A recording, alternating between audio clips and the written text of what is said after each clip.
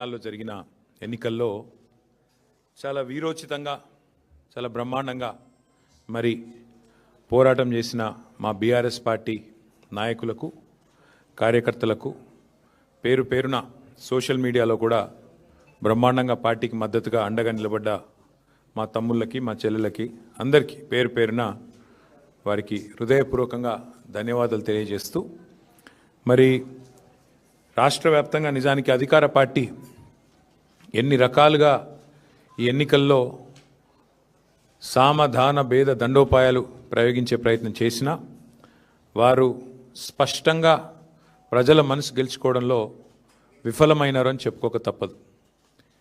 మరి సాధారణంగా ఎన్నికలు మీరు ముఖ్యంగా పంచాయతీ ఎన్నికలు కానీ మున్సిపల్ ఎన్నికలు కానీ చూస్తే అధికారంలో ఉన్న పార్టీకి ముఖ్యంగా ఇంకో 2-3 ఏళ్ళు ఉండే అవకాశం ఉన్నప్పుడు, అధికారంలో కొనసాగే అవకాశం ఉన్నప్పుడు మరి ఇది అధికార మార్పిడి కోసం జరిగేది కాదు కదా అనే ఆలోచన ఈ మధ్యన దేశవ్యాప్తంగా ప్రజల్లో కనబడుతూ ఉన్నది. కానీ దానికి భిన్నంగా తెలంగాణలో మీరు చూసినట్టయితే మొన్న పంచాయతీ ఎన్నికల్లో 2 ఏళ్ళు తిరగకముందే కాంగ్రెస్ పార్టీకి ప్రజలు బుద్ధి చెప్తూ దాదాపు 40% గ్రామ పంచాయతీలు బీఆర్ఎస్ పార్టీ కట్టబెట్టారు. ముఖ్యమంత్రి గారు లెక్క ప్రకారం తీసుకున్నా, ఆయన బయటకు వచ్చి కూర్చొని ప్రెస్ల మీద చెప్పిన లెక్క ప్రకారం చూసుకున్నా ఆయన సహజంగానే మా తక్కువ చేసి చెప్తాడు కాబట్టి 32% అక్కడ ముఖ్యమంత్రి గారి లెక్క ప్రకారం కూడా మాకు సర్పంచుల్లో ప్రజలు గెలిపించారు. 4000 పైచిలకు గ్రామాల్లో మా సర్పంచులు గెలిచారు. అట్లాగే ఈరోజు మున్సిపల్ ఫలితాలు చూస్తే కూడా డెఫినెట్గా గతంలో ఎవరెవరైతే ఏదేదో మాట్లాడినారో వారందరూ నోళ్ళు మూతలు పడే విధంగా ఇవాళ మరి మెరుగైన ఫలితాలే సాధించాము. ఓవరాల్గా చూసుకున్నట్టయితే నాకున్న ఇన్ఫర్మేషన్ మేరకు 2580 చిల్లర వార్డులలో పోటీ అయింది. మొత్తం 117 మున్సిపాలిటీలు కార్పొరేషన్ కలిపి 2580+ వార్డ్స్లో మరి ఎన్నిక జరిగితే బీఆర్ఎస్ నాకున్న ఈ నిమిషానికి ఉన్న రిపోర్ట్ ప్రకారం దాదాపు 730 దాకా మాకు ఇప్పటికే ఫలితాలు వచ్చినాయి. ఇంకొక 10-15 పెరిగితే పెరగవచ్చు. ఓవరాల్గా 740-750 దాకా వస్తాయి వార్డులు అనేది మా అంచనా. అంటే దాదాపుగా మీరు చూసుకున్నట్టయితే ఒక 30% పైగానే ఇక్కడ కూడా ఫలితాలు వచ్చినాయి. దానికంటే కూడా ముఖ్యంగా చాలా వీరోచితమైన పోరాటం. నిజంగా చెప్పాలంటే కొన్ని చోట్ల ఇవాళ అధికార పార్టీ తట్టుకోలేక ఇవాళ గద్వాలలో ఒక వార్డులో 4 సార్లు రీకౌంటింగ్ చేయించారు. అంటే కాంగ్రెస్ గెలిచేదాకా రీకౌంటింగ్ చేసి ఆఖరికి ఒక ఓటుతో గెలిచిందని చెప్పి అధికారులను అడ్డం పెట్టుకొని గద్వాలలో ఒక వార్డు నెగ్గే ప్రయత్నం చేసినారు. వర్ధనపేటలో ఈ నిమిషానికి మనం ఇక్కడ మాట్లాడుతున్నాం, అక్కడ ధర్నా నడుస్తుంది. మా కౌన్సిలర్లను ఎత్తుకొని పోయి గెలిచిన కాడ రీకౌంటింగ్ 4 సార్లు చేసి అక్కడ కూడా ఇదే ప్రయత్నం. చౌటుప్పల్లో ఇదే రకమైన ప్రయత్నం. అంటే అధికారులను, అధికార యంత్రాంగాన్ని, అధికార బలాన్ని అడ్డం పెట్టుకొని గెలిచినమా అంటే గెలిచినాం అనిపించుకోవడానికి సాంకేతికంగా నానా తంటాలు కాంగ్రెస్ పార్టీ పడతా ఉన్నది. అయినప్పటికీ నాకున్న ఇన్ఫర్మేషన్ ప్రకారం మొత్తం 117 మొత్తం పట్టణాల్లో జరిగిన ఈ ఎన్నికల్లో మాకు ప్రత్యక్షంగా డైరెక్ట్గానే అంటే ఎవరి అవసరం లేకుండా నేరుగా దాదాపు 15 నుంచి 16 నేరుగా గెలుస్తున్నాం. పరోక్షంగా ఎందుకంటే అక్కడ మేము సింగిల్ లార్జెస్ట్ పార్టీగా ఉన్నాం, అక్కడ కూడా ఇంకో దాదాపు 10-15 చోట్ల అవకాశాలు ఉన్నట్టుగా నాకు సమాచారం ఉంది. చూద్దాం మరి ఇప్పుడు అల్టిమేట్గా 16 తారీఖు నాడు అన్ని విషయాలు తెలుస్తాయి. అయితే ఇక్కడ ఒక్క విషయం మాత్రం చెప్పాలి. నిన్ననే మా శ్రీనివాస్ యాదవ్ గారు నిన్ననే చెప్పారు, 2020లో ఆనాడు మున్సిపల్ ఎన్నికలు జరిగితే మొత్తం 130 మేయర్లకు, చైర్పర్సన్లకు ఆ రోజు మున్సిపల్ ఎన్నికలు జరిగినాయి. టీఆర్ఎస్ పార్టీ ఆ రోజు డైరెక్ట్గా 122 టీఆర్ఎస్ గెలిస్తే మున్సిపాలిటీలు, అదేవిధంగా కార్పొరేషన్లు, కాంగ్రెస్ 4 గెలిచింది, బీజేపీ 2 గెలిచింది, ఎంఐఎం 2 గెలిచింది. ఇది ఆ రోజు లెక్క 2020. మరి ఈరోజు ఇప్పుడే నేను మేము ముందు పెడుతున్న లెక్క చూస్తే ప్రత్యక్షంగా డైరెక్ట్గా మేము ఇప్పుడు 15 పైన గెలవబోతూ ఉన్నాము. దాంతోపాటు పరోక్షంగా అంటే మేము సింగిల్ లార్జెస్ట్ పార్టీగా ఉన్న కాడ మరి దాదాపు మరో 10-15 చోట్ల మాకు చాయిస్ ఉంది, అవకాశం ఉంది. కాబట్టి ఓవరాల్గా చూసుకుంటే 117లో డెఫినెట్గా మంచి ఫలితాలు వచ్చినట్టుగానే మేము భావిస్తూ ఉన్నాం. అయితే సరే ఇక డబ్బు, మద్యము, అధికార యంత్రాంగ దుర్వినియోగము ఇవన్నీ కూడా తారాస్థాయికి చేరినాయి. చూస్తూ ఉన్నారు, మీరు కూడా చూస్తున్నారు. ఇప్పుడు మీరు కూడా టీవీలలో మీరు కూడా స్క్రోలింగ్లు ఇచ్చారు, మీరు కూడా వీడియోలు ఇచ్చారు. చాలా చోట్ల మరి పెద్ద ఎత్తున విస్తృతంగా అధికార దుర్వినియోగం కూడా జరిగింది. అయినప్పటికీ ఓటర్లు మాత్రం భయపడకుండా బయటకు వచ్చి ఓటేసినందుకు వారికి కూడా మేము ధన్యవాదాలు చెప్తా ఉన్నాం. సరే, అక్రమాల ద్వారా ఇక మొదలుపెట్టినారు ఆల్రెడీ. బేరాలు, బేరసారాలు, ఎత్తుకుపోవడాలు, పోలీసులను పంపించి బెదిరించడాలు ఇవన్నీ మొదలైనవి ఆల్రెడీ రాష్ట్ర వ్యాప్తంగా. ఎట్లా గెలిచిన దాన్ని, మా దగ్గర గెలిచిన దాన్ని కూడా లాక్కునే ప్రయత్నం కూడా చేస్తూ ఉన్నారు. అయినా కూడా పర్వాలేదు, కొట్లాడతాం. అయితే మాకు సంతోషకరమైన విషయం ఏమంటే, సింగరేణిలో జరుగుతున్న బొగ్గు కుంభకోణం ఏదైతే ముఖ్యమంత్రి గారి బావమరిది కీలక పాత్రధారిగా, ముఖ్యమంత్రి బావమరిది కింగ్ పిన్గా సింగరేణిలో ఏదైతే 6,000 కోట్ల కుంభకోణాలు చేసినారని మేము బయట పెట్టినామో, దాని తర్వాత మాతో పాటు CPI, communist party of India కలిసి వచ్చి మాకు చెన్నూరు నియోజకవర్గంలో క్యాతన్పల్లి మున్సిపాలిటీలో మాతో పాటు కలిసి ప్రచారంలో పాల్గొనడమే కాకుండా సీతారాములు గారు ఈరోజు ఆ మున్సిపాలిటీ కూడా మేము గెలుచుకున్నాం. అంటే సింగరేణి ప్రాంతంలో, సింగరేణిలో జరుగుతున్న దోపిడీ ఏదైతే ఉన్నదో, ఈ దోపిడీలో ముఖ్యంగా కాంగ్రెస్, బీజేపీ కలిసి పనిచేస్తూ ఉన్నాయి కాబట్టి వారిని నిరోధించడానికి సిపిఐ కలిసి వస్తే వారిని కూడా కలుపుకున్నాం. ఇక్కడికి వచ్చే ముందు మిత్రులు కొత్తగూడెం శాసనసభ్యులు రాష్ట్ర సిపిఐ సెక్రటరీ సాంబశివరావు గారితో కూడా నేను మాట్లాడాను. కొత్తగూడెంలో కూడా ఈరోజు హంగ్ వచ్చింది. అక్కడ కూడా సిపిఐకి 25 ఏదో వచ్చినట్టున్నాయి, మాకు 9దో 10దో వచ్చినట్టున్నాయి. కాబట్టి నేను వారికైతే ఓపెన్ ఆఫర్ ఇచ్చినాను. సింగరేణిలో జరుగుతున్న కుంభకోణాలు, సింగరేణిలో జరుగుతున్న దుర్మార్గాలు, అరాచకాలకు అడ్డుకట్ట వేయాలి అంటే డెఫినెట్గా మేము మీతో కలిసి వస్తాము. కాంగ్రెస్, బీజేపీని అడ్డుకోవాల్సిన అవసరం ఉంది. ఎందుకంటే ఈ రెండు చోట్ల కూడా అక్కడ 51% వాటా సింగరేణిలో రాష్ట్ర ప్రభుత్వానికి ఉంది, కాంగ్రెస్ ప్రభుత్వం ఇక్కడ ఉన్నది. 49% వాటా కేంద్ర ప్రభుత్వానికి ఉంది, బీజేపీకి అందులో భాగస్వామ్యం ఉంది. ఇన్ని అక్రమాలు జరుగుతున్నాయని చెప్పి మేము గొంతెత్తి ధర్నాలు చేసి క్షేత్రంలో ఘోషించి ప్రెస్ మీట్లు పెట్టి గవర్నర్ని కలిసి ఇంత హంగామా చేస్తే మరి ఇంతవరకు అటు కాంగ్రెస్ చప్పుడు చేయదు, ఇటు బీజేపీ చప్పుడు చేయదు. అందుకే మిత్రులు సిపిఐ రాష్ట్ర సెక్రటరీ మరి సాంబశివరావు గారికి నేను ఫోన్ చేసి చెప్పాను, మీరు కనుక తీసుకోవాలనుకుంటే కొత్తగూడెం కార్పొరేషన్ మీరు తీసుకోండి, మేము మద్దతు ఇస్తాం ఓపెన్గా అని చెప్పి కూడా వారికి చెప్పడం జరిగింది. ప్యూర్లీ ఒకటే ఉద్దేశం, సింగరేణిలో జరుగుతున్న దోపిడీని, సింగరేణి కేంద్రంగా ఉన్న కొత్తగూడెంలో తప్పకుండా అక్కడ మరి కాంగ్రెస్, బీజేపీని ఎండగట్టాలన్న ఉద్దేశంతోనే ఈ ఆఫర్ కూడా మేము ఇచ్చాము. అట్లా కలిసి వచ్చే లౌకిక పార్టీలు ఉంటాయి, చాలా రకరకాల కాంబినేషన్స్ ఉంటాయి. ఇవన్నీ కూడా చూసిన తర్వాత మేమైతే డెఫినెట్గా గట్టిగా పోరాడినాము. గట్టిగా క్షేత్రస్థాయిలో మా నాయకులు, మా కార్యకర్తలు కూడా బలంగా కొట్లాడారు. మంచి భవిష్యత్తు ఉంది అనడానికి. అట్లాగే ఈరోజు మరి ప్రధాన ప్రత్యామ్నాయం, ప్రధాన ప్రతిపక్షమే ఈ రాష్ట్రంలో. కాంగ్రెస్తో పోరాడగలిగిన శక్తి, కాంగ్రెస్ను గద్దెదించే శక్తి, బీజేపీని నిరోధించే శక్తి ఖచ్చితంగా బీఆర్ఎస్కు మాత్రమే ఉంది అని మొన్న పల్లెల్లో జరిగిన ఎన్నికలు, ఇవాళ పట్టణంలో జరిగిన ఎన్నికలు తేల్చి చెప్పాయి. పల్లెల్లో 4,000 పైచిలకు సర్పంచులు గెలిపించారు ప్రజలు. మరి అట్లాగే పట్టణంలో కూడా ఈరోజు చూస్తే దాదాపు 730-740 వార్డులు గెలిచి అక్కడ ఇక్కడ రెండు చోట్ల కూడా ప్రధాన ప్రతిపక్షం కేవలం బీఆర్ఎస్ మాత్రమే, పోరాడే సత్తా ఉన్న పార్టీ బీఆర్ఎస్ మాత్రమే. రెండు పార్టీలు, ఒకటి ఢిల్లీలో అధికారంలో ఉంది, ఇంకోటి రెండోది రాష్ట్రంలో అధికారంలో ఉంది. కానీ ఈ రెండు పార్టీలు ఉన్నప్పటికీ, ఎన్ని రకాల కుయుక్తులు పనిన్నప్పటికీ బీఆర్ఎస్ఏ, కేసీఆర్ గారి నాయకత్వమే ఈ రాష్ట్రానికి శ్రీరామ రక్ష అని చెప్పి మళ్ళీ ఒకసారి అటు పల్లెల్లో ఇటు పట్టణంలో ప్రజలు తేల్చినట్టయింది. మరి ఇదే ఉత్సాహంతో రేపు హైదరాబాద్ కార్పొరేషన్ కానీ, మిగతా కార్పొరేషన్ వరంగల్, ఖమ్మం కానీ, అట్లాగే జిల్లా పరిషత్ ఎన్నికలు పెడితే వాటిలో కానీ ఇదే ఉత్సాహంతో ముందుకు పోతాం. డెఫినెట్గా ఎక్కడెక్కడైతే ఈ దుర్మార్గాలు, అరాచకాలు జరిగినాయో వీటిని వదిలిపెట్టం. అవసరమైతే వాటి మీద న్యాయ పోరాటం చేయడం, వాటి మీద ఇంకా ఎట్లాంటి వ్యూహాలు అవలంబించాలో అవన్నీ కూడా పార్టీలో చర్చించి నిర్ణయం తీసుకుంటాం. కానీ మళ్ళొకసారి మా కార్యకర్తలకి, నాయకులకి, మాకు సపోర్ట్ చేసిన ప్రజలకి, మాకు ఓటేసిన ప్రజలకి చాలా స్వల్పమైన తేడాతో ఓడిపోయాం. కొన్ని చోట్ల 1 ఓటుతో, అర ఓటుతో ఇట్లా రకరకాలుగా జరిగినాయి.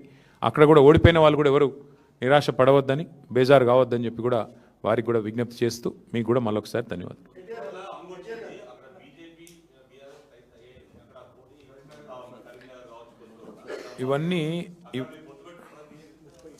ఇవన్నీ బ్రదర్, ఇవన్నీ ఒక దగ్గర లేట్ల పరిస్థితి దాదాపు 30 చోట్ల ఉంది. కావాలంటే లిస్ట్ చదవమంటే చదువుతా. ఇక్కడ నాగర్ ఉంది, ఎక్కడెక్కడ హంగు ఉన్నది అనే దానికి ఇగో చదువుతా నేను. జనగామ, మహబాదు, కే సముద్రము, వర్ధన్నపేట, గద్వాల, అల్లంపూరు, దేవరకద్ర, ఇగో మొత్తం 30 లిస్ట్ ఉంది. దీన్ని బట్టి ఏమర్థమవుతుంది నీకు? మేము ఆల్రెడీ స్పష్టంగా గెలిచింది దాదాపు ఒక 15-16 ఉన్నాయి. అవి కాకుండా 30 హంగు ఉన్నాయి. అంటే రాష్ట్రంలో 117 చోట్ల ఎన్నికలు జరిగితే 30 హంగున్నాయి, 15 మేము గెలిచినాం. అంటే 46 ఓన్ ఇక వాళ్ళు గెలిచిందని. కాబట్టి నేనేమంటున్నా అంటే ఇక్కడ ఏ వైఖరి అవలంబించాలి, మా పెద్దలు మా పార్టీ అధ్యక్షులు కేసీఆర్ గారితో కూడా మాట్లాడతాం. అట్లే స్థానిక నాయకత్వ మనోభావాలు కూడా మేము, ఎందుకంటే స్థానిక ఎన్నిక, స్థానిక నాయకుల మనోభావాలు, స్థానికంగా ఏం పరిస్థితులు ఉన్నాయి అవి కూడా బేరీ చేసుకున్నాక నిర్ణయం తీసుకుంటాం. ఇంకా 2 days టైం ఉంది కాబట్టి ఆలోచించి నిర్ణయం తీసుకుంటాము. ఇప్పుడు నేను ఓపెన్గా చెప్పాను, కొత్తగూడెంలో కాంగ్రెస్ బీజేపీ రెండు కలిసి సింగరేణికి అన్యాయం చేస్తున్నాయి. ఇందులో వేరే ఉద్దేశం ఏం లేదు, మాకు రాజకీయపరమైన ఉద్దేశం ఎజెండా ఏం లేదు. సింగరేణిని రెండు జాతీయ పార్టీలు గొంతు కోస్తున్నాయి. ఇవాళ కాంగ్రెస్ దోపిడీ చేస్తుంటే బీజేపీ ఎందుకు మౌనంగా ఉంటుందని మేము అడుగుతున్నాము. ఆధారాలతో ఆధార సహితంగా మేము స్పష్టంగా కుంభకోణం జరిగిందని బయటపెడితే ఎందుకు బీజేపీ ఉపేక్షిస్తున్నది, ఎందుకు రేవంత్ రెడ్డిని కాపాడుతున్నది? రేవంత్ రెడ్డి బావమరిదే కింగ్ పిన్గా ఇంత పెద్ద కుంభకోణం నడుస్తుంటే భారతీయ జనతా పార్టీ ప్రభుత్వం ఎందుకు అడ్డుకుంటున్నది, ఎందుకు అడ్డుకోలేకపోతున్నది, ఎందుకు కాపాడుతున్నది కాంగ్రెస్ అరాచకాలని అనేది మా ప్రధాన ప్రశ్న. అందుకే సిపిఐ నాయకత్వానికి నేను అందుకే ఓపెన్గా చెప్తా ఉన్నా, ఇలాంటి ప్రత్యేకమైన పరిస్థితులు ఉంటాయి అక్కడక్కడ. దాన్ని బట్టి మరి మా పెద్దలతో చర్చించి పార్టీలో చర్చించిన తర్వాత స్థానిక నాయకత్వ మనోభావాలు దృష్టిలో పెట్టుకుని నిర్ణయం తీసుకుంటాం.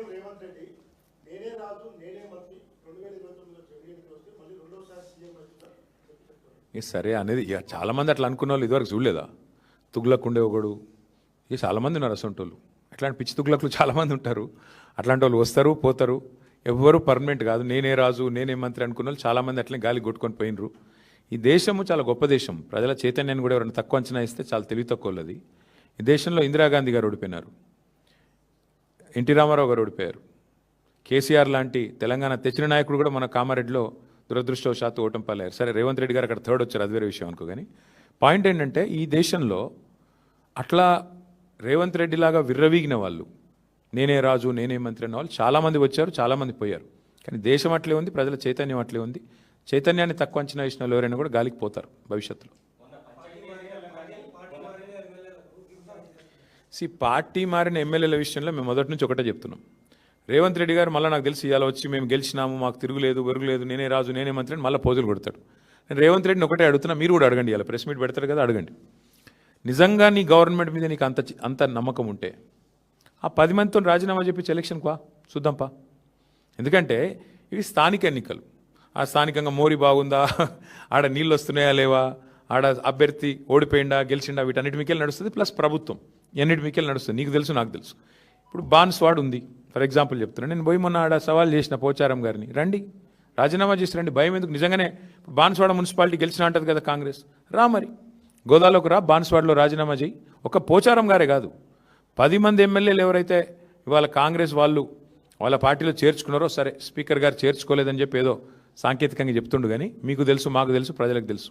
అక్కడ ఎన్నికలకు రండి, రాజీనామా చేయండి, ఎన్నికలకు రండి, ప్రజలు చెప్తారు. 10 చోట్ల ఉప ఎన్నికలు వస్తే డెఫినెట్గా అదొక ఇండికేటర్ అవుతుంది.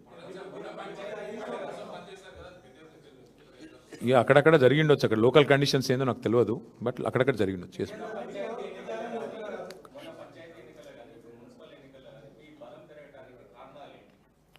ఒకటి, ప్రధాన ప్రతిపక్షంగా మేము సఫలమయ్యామని భావిస్తూ ఉన్నాం. ప్రజల ఇష్యూస్ మేము ఎత్తుకున్నాం. 6 గ్యారంటీల అమలు వైఫల్యం, 420 హామీల అమలు వైఫల్యం, బలహీన వర్గాలకు ఈ ప్రభుత్వం చేసిన మోసాన్ని ఎండగట్టడంలో, మైనారిటీలకు ఈ ప్రభుత్వం చేస్తున్న అన్యాయాన్ని ఎండగట్టడంలో, దళిత గిరిజనులకు ఈ ప్రభుత్వం ఇచ్చిన హామీలు ఎగ్గొట్టిన విషయంలో కానీ, మహిళల విషయంలో కానీ, యువకుల విషయంలో కానీ, ప్రతి విషయంలో అందరికంటే యాక్టివ్గా అగ్రెసివ్గా ముంగటున్నది బీఆర్ఎస్ పార్టీ, కేసీఆర్ గారి నాయకత్వం. కాబట్టి సహజంగానే మా కోసం కొట్లాడుతున్న వాళ్ళు అనే భావన ఉన్నప్పుడు ప్రజలు కూడా మాకే మద్దతు ఇస్తారు. ఇంకోటి, ఇప్పుడు 2 ఏళ్ళకే ఇట్లుందంటే, ఇప్పుడే నేను మీకు చెప్పిన బ్రదర్, మళ్ళొకసారి చెప్తా ఉన్నా, 2020లో అంటే సరిగ్గా అప్పుడు మాకు కూడా ఎలక్షన్కి ఇంకా 3 ఏళ్ళు దూరం ఉండే. ఆ రోజు 130 మున్సిపాలిటీలో ఎలక్షన్ అయితే మేము 122 గెలిచినాం. కాంగ్రెస్ కేవలం 4, సింగిల్ డిజిట్ దాటలే. ఇక బీజేపీ 2, ఎంఐఎం 2. ఈరోజు మేము యాజ్ ఇట్ ఈజ్ 117లో ఎన్నిక జరిగితే మేము 116లో ఎన్నిక జరిగితే మేము డైరెక్ట్గా గెలిచింది 15, 30 హంగు ఉన్నాయి. దీన్ని బట్టి అర్థం చేసుకోవచ్చు మీరు ప్రజల ఆగ్రహం కానీ ప్రజల అభిప్రాయం కానీ. జనరల్గా సర్వసాధారణంగా ఇప్పుడు మేము 32 జిల్లా పరిషత్లు 32 గెలిచామా ఆ రోజు?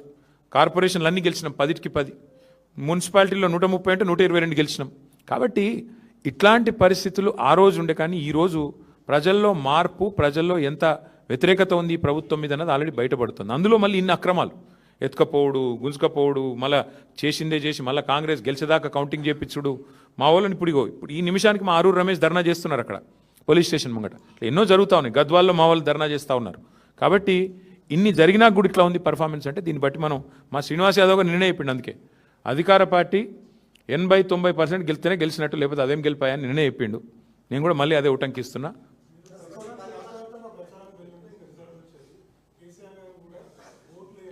మేము మీకు ముందే చెప్పాను బ్రదర్, మీరు నాతో చిట్ చాట్లో మీరు నాకు ఒక 3-4 రోజులు ముందు కలిసినారు. అప్పుడే చెప్పిన నేను స్థానిక ఎన్నికలు స్థానికంగానే కొట్లాడతామన్నారు.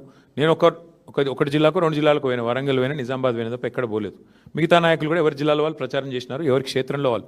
స్థానిక నాయకులు స్థానికంగా స్థానిక సంస్థల ఎన్నికల్లో కొట్లాడతారు, అట్లే ఉంటాయి. కాబట్టి ఇందులో రాష్ట్ర వ్యాప్త ప్రచారాలు, విశ్వవ్యాప్త ప్రచారాలు ఏమి ఉండవు బ్రదర్, దాంతో నేను ఫరక్ పడదు. ఆ రోజు మరి అట్లా అంటే కేసీఆర్ గారు కానీ పార్టీల నాయకత్వం కానీ 140 చోట్ల జరుగుతాయి ఎన్నిక, ఒక్క నియోజకవర్గానికి కూడా పోలేదు, ఒక జిల్లా కూడా పోలేదు మేము. కానీ గెలిచినాం కదా. పర్ఫార్మెన్స్ బాగుంటే గవర్నమెంట్ ప్రజలు ఆశీర్వదిస్తారు. వీళ్ళ పర్ఫార్మెన్స్ బాగలేదు కాబట్టి 116లో ఎన్నికలు అయితే మాకు 15-16 వచ్చినాయి, 30 చోట్ల హంగ్ వచ్చింది. ఇక దాన్ని బట్టి ఏం అర్థం చేసుకోవాలి నువ్వు?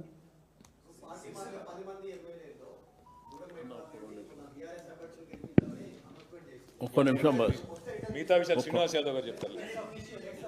ఒక్క నిమిషం. ఎల్లుండి అవతల ఎల్లుండి ఉంది కదా. ఇప్పుడు ఒక 35 సంవత్సరాలు అవుతుంది నేను రాజకీయాల్లోకి వచ్చి. మీకు ఎప్పుడైనా కానీ రాజకీయాల్లో లోకల్ బాడీస్ అనేది ప్రభుత్వానికి వన్ సైడ్గా, అంటే అద్భుతమైనటువంటి పరిపాలన ఉన్నప్పుడు వన్ సైడ్ ఎలక్షన్ జరుగుతాయి. అయితే కొన్ని టీవీ ఛానల్లో, పేపర్లో కూడా నేను ఈ సందర్భంగా రిక్వెస్ట్ చేస్తున్నా, పొద్దుటి నుంచి చూస్తున్నా, war one side, war one side, war one side అని. మరి గతంలో బీఆర్ఎస్ ప్రభుత్వం 2 సార్లు లోకల్ బాడీస్ ఎలక్షన్ జరిగినప్పుడు రేపు ప్రెస్లో మీరు ఏదైతే ప్రింట్ చేయబోతారో అది కూడా చేయండి. వారు వన్ సైడ్ అంటే ఎట్లుంటుందో దాన్ని బట్టి తెలుస్తుంది. రెండోది, ఎప్పుడు కూడా కేసీఆర్ గారు ముఖ్యమంత్రి ఉన్నప్పుడు వారు కానివ్వండి, లేకపోతే కేటీఆర్ గారు, హరీష్ రావు గారు, జిల్లా మంత్రులు కావచ్చు, ఎవరు లోకల్ బాడీ ఎన్నికలలో పార్టిసిపేట్ చేయలే.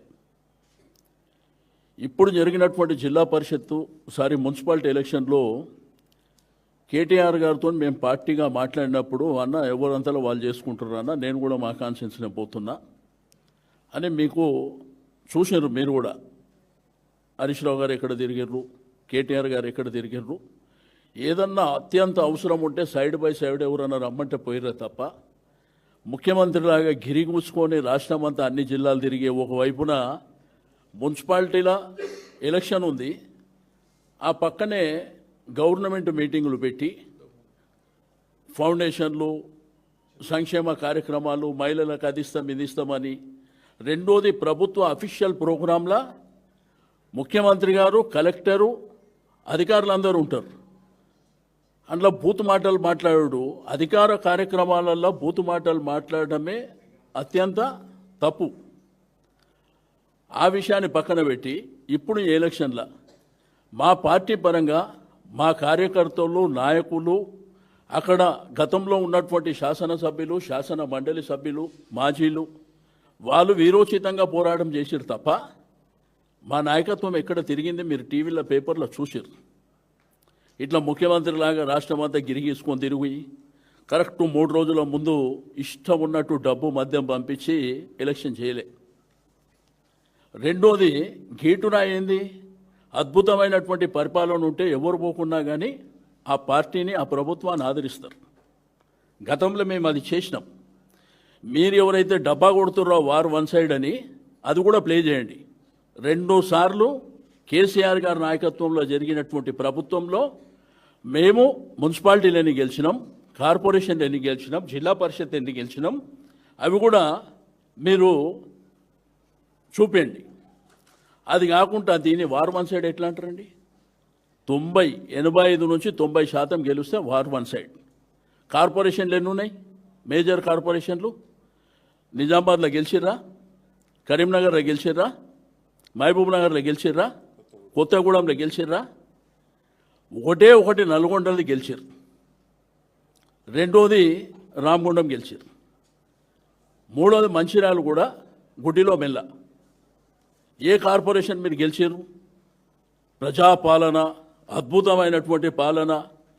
అందరినీ మా క్యాండిడేట్లను దొంగతనంగా ఎత్తుకపోయి విచ్చలవిడిగా డబ్బులు ఇచ్చి పోలీసులు అడ్డు పెట్టుకొని రాజ్యం చేసేటువంటి మీరు దీన్ని వారు వన్ సైడ్ ఎట్లేస్తుందో చూపించే టీవీలు కానీ రాసే పేపర్లు కూడా మీరు ఆలోచన చేయవలసినటువంటి అవసరం ఉంది. వారు వన్ సైడ్కు డెఫినేషన్ చెప్పవలసినటువంటి అవసరం ఉంది. నేను నిన్ననే చెప్పిన, ఇది గెలుపు కానే కాదు. ఇప్పుడు కేటీఆర్ గారు చెప్పినట్టు ఎన్ని దగ్గర అంగుంది ఇక ఈ దొంగ రాత్రి. ఇప్పుడే మేము ఆడ కూర్చున్నప్పుడు పోలీసు వాళ్ళు గెలిచిన వాళ్ళు ఎత్తుకపోతున్నారు. ఇక్కడ నన్ను జరుగుతుందా? కాబట్టి ఇవన్నీ శాశ్వతంగా నిల్వవు. నేను రాజు, నేను మంత్రి, ఇవన్నీ చూసినాం సార్. మేము ఈ మన భారతదేశంలో మహాభారతం చూసినాం, రామాయణం చూసినాం, ఎన్నో చూసినాం. కానీ ఒకటి మాత్రం గుర్తుపెట్టుకోండి, మొన్న జరిగిన పంచాయతీ ఎన్నికలు కానీ ఈరోజు జరిగిన మున్సిపల్ ఎలక్షన్ కానీ ఈ రిజల్ట్స్ కానీ మీ పరిపాలనకు ఈ రిజల్ట్స్ అనేది గీటురాయిగా లేదు. మీరు అది గమనించుకోవాల్సినటువంటి అవసరం ఉంది. మీ విర్రవీగేటువంటి మనస్తత్వాలకు ఖమ్మంలో ముగ్గురు విర్రవీగారు. కొత్తగూడ మేజర్ కార్పొరేషన్ కదా, చిన్న మున్సిపాలిటీలు ఎన్ని గెలిచినా మేజర్ కార్పొరేషన్ కొత్తగూడమే కదా. ఎన్ని వచ్చినాయి? 20 వచ్చినాయి కాంగ్రెస్కి. అక్కడ వాళ్ళకంటే సిపిఐకి 25 వచ్చినాయి, మాకు 9-10 వచ్చినాయి. కాబట్టి ఒళ్ళు దగ్గర పెట్టుకొని మీ ప్రభుత్వం పరిపాలన చేసి ప్రజల మన్ననాలు పొందాలి. అంతేగాని ఎలక్షన్లు రాగానే దౌర్జన్యపూరితంగా డబ్బులు ఇచ్చేసి పోలీసులను అడ్డం పెట్టుకొని మా ఇష్టానుసారం చేసుకొని పోతామంటే అసలు ఎక్కడైనా కానీ పక్కా తెలుగు రాష్ట్రాలు తీసుకోండి, ఒక ముఖ్యమంత్రి ఎప్పుడన్నా లోకల్ బాడీ ఎలక్షన్లో తిరిగింది చూసిరా? పంచాయతీ ఎలక్షన్లో కూడా తిరిగిండు కదా. మళ్ళీ ఆ రోజు 35-40% మాకే ఓటు బ్యాంక్ వచ్చింది కదా. కాబట్టి ప్రజాస్వామ్యంలో ప్రభుత్వాలకు అవకాశాలు ఇస్తారు. మీ అబద్ధాల మాటలు, దొంగ మాటలు చెప్పి ఆ రోజు మా ప్రభుత్వం మీద మేము రూపాయి ఇస్తున్నామంటే మేము 10 రూపాయలు ఇస్తామని, మేము ₹1,00,000 కళ్యాణ లక్ష్మి అంటే మీరు బంగారం ఇస్తామని ఇట్లా మోసాలు చేసి రైతాంగాన్ని, ప్రజల్ని మోసం చేసి అధికారంలోకి వచ్చినటువంటి మీరు ప్రజలు కూడా ఆలోచించారు. 10 సార్లు కేసీఆర్ గారికి అవకాశం ఇచ్చారు, ఒకసారి చూద్దామని. బట్ మీ నిజస్వరూపం మీరేమనుకుంటున్నారు? ఈ కొద్ది గెలుపుతోనే గెలుపు అనుకుంటారు. బట్ ప్రజల అకౌంట్ ఎట్లుంటుందంటే అసెంబ్లీ ఎలక్షన్స్ వరకు మీ పాపాలనన్నీ వాళ్ళ కడుపులో దాచుకుంటారు. అసెంబ్లీ ఎలక్షన్ వచ్చినప్పుడు మాత్రం మీ పాపాలనన్నీ కడిగేటువంటి పరిస్థితి వస్తుందని చెప్పి నేను ఈ సందర్భంగా మాట్లాడితే, ప్రజాపాలన ప్రతి ఒక్కడు మాట్లాడతాడు. ప్రజాపాలన అద్భుతమైన పాలన. ఏ ఒక్క ప్రాజెక్టు కేసీఆర్ గారు లేదంటే మున్సిపల్ మినిస్టర్గా కేటీఆర్ గారు ఇండస్ట్రీసు అవన్నీ ఆన్గోయింగ్ ప్రాజెక్టులు శంకుస్థాపన చేసిరే తప్ప ఏదో ఒక్క ప్రాజెక్టు కట్టిరా? ఒక్క ప్రాజెక్ట్ ఎక్కడన్నా మాట్లాడితే అన్ని దొంగ మాటలు మాట్లాడి అలా అబద్ధాలు మాట్లాడి ఇక దానికి కొంతమంది వత్తాసు పలకనీకి పొద్దున్న చూస్తున్నా వార్ వన్ సైడ్. అరే నీ అమ్మ, వార్ వన్ సైడ్ అంటే దేన్ని అంటారు? వార్ వన్ సైడు దేన్ని అంటారు? వార్ వన్ సైడ్ 100కి 95% వస్తే వార్ వన్ సైడ్. రెండోది, ప్రభుత్వంలో ఉన్నటువంటి ఎవ్వరు కూడా ప్రచారానికి వెళ్ళకుండా మా పరిపాలన మీద ఓటేయమంటే అది వారు వన్ సైడ్ అవుతుంది. మీకు ఇంత క్లియర్గా మీకు అధికారం అన్ని విధాలుగా దుర్వినియోగం చేస్తే మీకు 1000 వస్తే మాకు 500 చిల్లర వస్తున్నాయి. ఇది క్లియర్ కట్ కదా. ఒక్క కార్పొరేషన్ ఎక్సెప్ట్ ఒక నల్గొండ, రామగుండం, ఆ మంచిర్యాల కూడా 60లో 30 వచ్చింది. గుడిలో మెల్ల మేజర్ కార్పొరేషన్లు ఏమొచ్చింది చెప్పండి. పోయి రిజల్ట్స్ రాకముందే ఢిల్లీలో పోయి డబ్బా కొట్టుకొని ఆ రాహుల్ గాంధీని పొద్దున్నే ఆ నైట్ డ్రెస్ మీద పట్టుకొని ఫోటోలు దిగి ఏం డబ్బా కొడుతురు? మల్లికార్జున ఖర్గే గారు చెప్పినట్ట వారు వన్ సైడ్ అయిపోతుందని. సో ఇదేనా వన్ సైడ్? మాట్లాడితే అడ్డగోలు మాటలు మాట్లాడి 3 కార్పొరేషన్లు అంట. 3 కార్పొరేషన్లకు తలాతోక ఏమన్నా ఉందా? ఇన్ఫ్రాస్ట్రక్చర్ ఉందా? ఫెసిలిటీస్ ఉన్నాయా? ఏమీ లేదు. తల లేదు, తోక లేదు, మా ఇష్టం ఉన్నట్టు. ఇక తుగులకలకు రాజ్యం ఇస్తే మేమేం చేస్తాం, ఇట్లా టైప్లో ఉంటుంది. కాబట్టి ఒకసారి ప్రజలు అన్నీ వాచ్ చేస్తున్నారు. బట్ టైం వచ్చినప్పుడు చురుక పెడతారు. అప్పుడప్పుడు ఏంటంటే జస్ట్ చురుకలు మున్సిపాలిటీ పంచాయతీలకు పెట్టి పెద్దది పెట్టేది మాత్రం అసెంబ్లీ ఎలక్షన్లో పెడతారు. మీరు ఇట్లనే విర్రవీక్కుంటూ పోండి, మీ కర్మ మీరే అనుభవిస్తారు. రెండోది, మీరు అడిగారు ఇంతకుముందు నేనే రాజు నేనే మంత్రి అంటే కేటీఆర్ గారిని అడిగారు. ఆ కాంగ్రెస్ పార్టీలో పుట్టి పెరిగిన వాళ్ళ దరిద్రం అది. వాళ్ళు ఆలోచించుకోవాలి, మేమేంది ఆలోచించేది, మాకేం అవసరం. ఎవరైతే నేనే పార్టీలో పుట్టి నేనే పార్టీలో పెరిగి కాంగ్రెస్ రక్తం నా గుండెల్లో ఉన్నదనేటువంటి ఆ సిగ్గులేని నాయకులు వాళ్ళు ఆలోచించుకోవాలి. మాకేం అవసరం ఉంది. ఎవడు రాజు అయితే మంత్రి అయితే మాకేం చేసేది ఉంది. ప్రజలు గమనిస్తున్నారు కదా.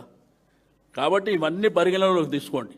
కానీ నేను ఇప్పటికీ కూడా టీవీ ఛానల్స్ కానీ మీడియా ప్రతినిధులు రిక్వెస్ట్ చేసి చెప్తున్నా, మీరు రాసేటప్పుడు మీరు చూపించేటప్పుడు వారు వన్ సైడ్ ఏందే దాని డెఫినేషన్ కూడా మాకు చెప్పండి.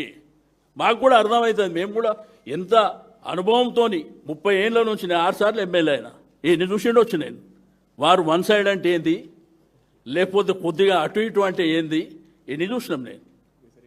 అరే ఒకటే డబ్బా నా కొట్టుర్రి, మాకేం అభ్యంతరం లేదు కొట్టుకుంటే. ప్రజలు చీదరించుకునే పరిస్థితికి మీరు కూడా రాకండి అని చెప్పి రిక్వెస్ట్ చేస్తాం. అట్లాంటివి ఏమి ఉండవు బ్రదర్. అయ్యో సోషల్ మీడియాలో ఏవో టైంపాస్ కార్యక్రమాలు చేస్తుంటారు. సిరిసిల్ల ప్రజలకు కానీ తెలంగాణ ప్రజలకు కానీ కేసీఆర్ ఏందో తెలుసు, బీఆర్ఎస్ ఏందో తెలుసు. కాబట్టి తాత్కాలికంగా అప్పుడప్పుడు చంద్రుడు కూడా మబ్బులు వెనుక పోతాడు కదా, ఇది అంతే ఈ 5 ఏళ్ళు. తర్వాత మళ్ళీ సార్ కేసీఆర్ గారు మళ్ళీ 2028లో ముఖ్యమంత్రి అవుతారు. ఇప్పటికీ సీనన్న ఇంతసేపు చెప్పిండి, ఇంకేం చెప్పంటావు ఇక. సంతోషం. రేపు రాష్ట్ర వ్యాప్తంగా అందరు ఇదే మాట చెప్పాల్సి వస్తుంది. ఖచ్చితంగా బీఆర్ఎస్ఏ గెలవాలని చెప్పి ప్రతి పార్టీ వాళ్ళు, ప్రతి పార్టీ అభిమానులు కూడా 2028లో మా జెండా పట్టుకొని తిరిగే రోజు వస్తుంది. వెయిట్ చేయండి. Thank you.